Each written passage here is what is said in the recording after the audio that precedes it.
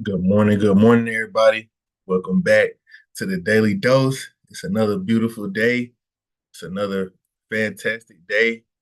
Just living a dream, right? Living a dream.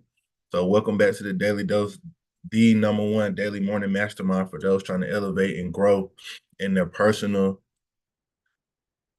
business, or professional lives, and also in your spiritual life as well. We're just growing. We're growing in all aspects, man. God is great. And we'll hop right into the verse of the week. Proverbs chapter 3, verse 5 through 6. Trust in the Lord with all your heart and lean not on your own understanding. In all your ways submit to him, and he will direct your path. Right. And this is something that I've been working on. This is something that I've been trying to do. This is something that I've been trying to live by, trusting in God, right? With all my heart, with everything, and really not taking things into my own hands. It can be so confusing, or it can be so hard not to take things into my own hands. I was just talking to my homie the other day. Like, it's I know that we gotta trust God, right? I know that we gotta let God do what He do. But the hard part is understanding when we need to actually put in action. Because faith without works is dead. So that's the hard part for me. But it's all a learning lesson. It's all about getting better. It's all about growing in ourselves and just learning and being patient and just letting God really do his things. But in all our ways, submit to him, and he will direct everything that we're trying to do. So that'll that's the verse for the day. Today's business topic. We're talking about leadership styles. And this is important because as we're growing, as we're becoming better leaders for our family, we're becoming better leaders for our community, we're becoming better leaders for our business. We're just becoming better leaders in general, right? We want to make sure that we are understanding exactly what the leadership styles we are and how to use them in different scenarios, because you can be this type of leader in one scenario and another type of leader in a different scenario, right? And it all depends on your team, all depends on the situation and everything like that. But we'll hop right into them. Number one is autocratic. This is a leader who makes decisions independently. This type of leadership style is really most effective in emergencies or when quick decisions need to be made. You don't have time to talk with your team. You don't have time to consult anybody. You need to make decisions fast. This is not the time. This is not the type of leadership that really works in a like over a long period of time, because people do not want a dictator, right? People don't want you to just tell them what to do all day, every day, all day long. You just and they're just following suit. But like I said, you sometimes you have to be this type of leader, especially in emergencies or especially when quick decisions are needed. Number two is democratic. You want to so this is when you solicit input from team members and rely on feedback before making decisions. This is the most common type of leadership. This is the best overall style of leadership, right? For long term uh leading and planning. What I'm saying? This is where you're gonna rely, I'm saying, heavily on feedback. Okay, I'm thinking about doing this. What do you think? I'm thinking about doing that. What do you think? And really taking that feedback in, analyzing, and then making your decision. Next one is laissez-faire. Is hands off, right? This is when you allow your team members to carve their own path, where you just let them do whatever it is. All right, we talked about project management. Different projects require different leadership styles, because you might have a certain set of people that do their best. You always those people that you can tell them what the goal is, and then boom, they'll get it done. This is that type of leadership. Now, it's most effective when you have a high skilled team. And another key part of that is when they're self motivated, right? You need people that have both. And that's when you can be hands off. If you just highly skilled, but they're not motivated, they're not going to get it done. If they're highly motivated, they're going to try to get it done, but they don't got the skills to do it. So you're going to have to train them up. But you need to have both of them to be hands off, right? Next one is coaching leadership. Develop. This is when you help to develop your team member skills, and this is most effective in inspiring team members to reach their full potential. So whenever you have team members, you have students, you have clients, or yeah, anything like that, where you have to be a leader. The coach leadership, when you need to first analyze and assess where somebody is at in their skill set, whatever it may be, and then you need to help them grow. This type of leadership is the best, and this is more so for one-on-one situation.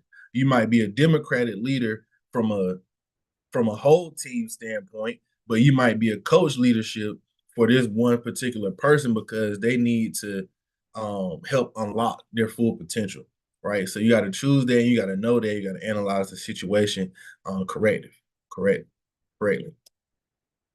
Then you have servant leadership. This is when you prioritize the needs of team members.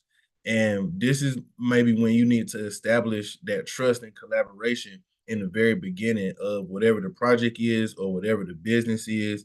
Like when you first hire somebody, you want them to really see that you are working not just for yourself, but you're working for them as well. And you want their situation to be the best as well. This works well, of course, in church, right? It's just prioritizing the needs of the other people first.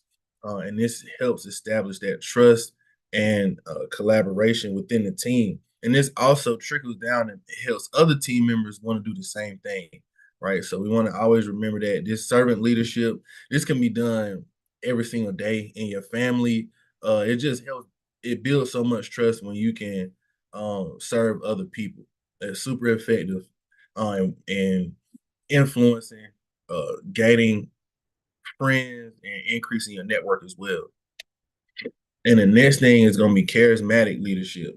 This is when you can just rely on your charm, your likeness to get people to just do what you want them to do, right? And this is really effective in rallying teams around a common goal and generating excitement, right? You got a type of personality where you can tell somebody about something, you can make them feel good, you can make them feel good about what it is they're trying to do, and boom, they'll go out and do it, right? That's charismatic leadership. I feel like all of us got some type of charisma in us at certain points. We just gotta know what that is and how to bring it out and when to bring it out.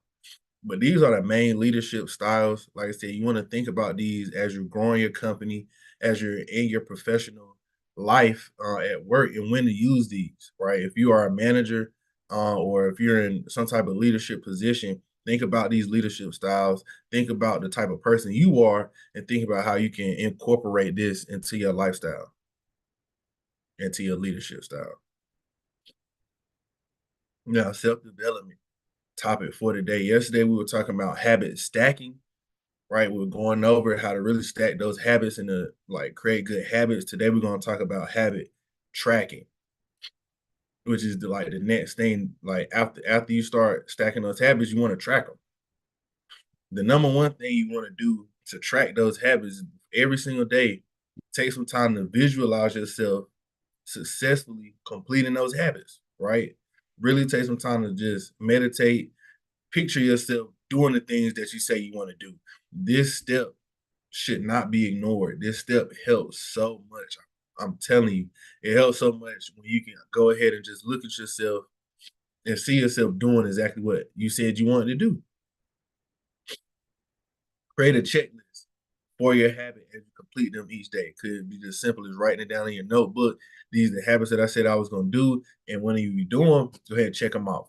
That's going to give you that sense. That's going to give your brain that dopamine of accomplishing something. And for you and give you the energy to inspire you to keep going. Another thing you want to do when you're tracking your habits is strive. Strive for streaks, right? So 7 days in a row, 10 days in a row, 15 days in a row. Those streaks will help boost your confidence. Once you can look down at your notebook and see like, oh man, I'm killing this. I ain't missed a day. That's gonna really boost your confidence. Or even if vice versa, you miss a day, it's like, oh man, I need to get back on track. But go for those streaks and look for it, and this will give you that sense of determination and willpower that you need to keep moving forward. Number four, this is a huge one. Progress photos, right? You might snap a pic of yourself doing whatever it is, the new habit that you want to do. Put them down in your phone, or print them out, put them in your notebook, right? Whatever it is, take a photo of you really doing that and having progress. You might want to start day one, then day 20, right? Then day 35, whatever the case may be. Just take photos of yourself improving, getting better, and accomplishing the goals that you set for yourself, and really setting those new habits. Number five, journal. Write down how you feel at the end of the day after you successfully completed your habit. Write it down. Really take some time to reflect. Or if you didn't, take some time to reflect on that and remember, like we said, just get back on track the next day. But journaling will help you to understand how you feel and understand your thoughts around the habit that you are completing each and every day that you're trying to incorporate into your life. And then lastly, there are some habit tracker apps out there that you can use. I listed a few right here: Habatica, Habit Bull, or Streaks. I don't use any of these. I just write it down.